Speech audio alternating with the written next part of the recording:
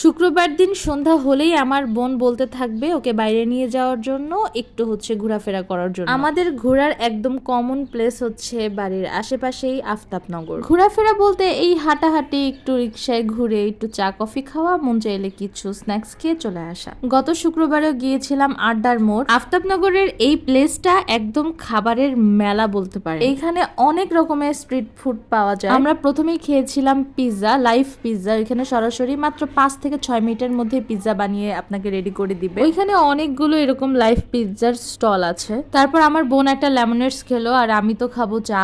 So এদিক সেদিক চা খুঁজছিলাম, তো অনেক জায়গায় দেখলাম যে চা বিক্রি করছে, কিন্তু আমার কাছে এই দোকানটা অনেক ভালো লাগলো, তাই এখান থেকে চা নিয়ে নিলাম। এই খাবারের স্টলটা হচ্ছে একটা ধাবার মতো, যেটা আমি ইন্ডিয়ান এবং পাকিস্তানের সিরিয়ালে দেখেছিলাম কিছু কিছু জায়গায়। ওদের এখানে খাবার সার্ভ করা হয়, চৌকি আছে না, চৌকির মধ্যে পাটি বিছানো, একটু অন্যরকম টাইপের।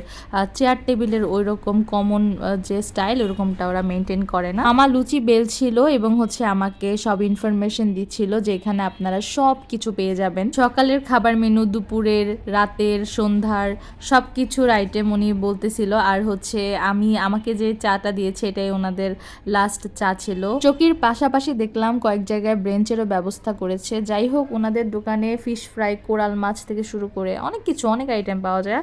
আপনারা যদি কখনো কেউ আড্ডার মোড়ে আসেন, ওনার দোকানটা ভিজিট করে যেতে পারেন, এটা আমার রিকমেন্ডেড। তো চা শেষ করার পরে বাসার উদ্দেশ্যে রওনা দেওয়ার জন্য রিক্সা নিয়েছিলাম, কিন্তু আমার বোন বলল দই ফুচকা খাবে, কিন্তু ওর তো ফুচকা খাওয়া আমি একদম নিষেধ করে দিয়েছি।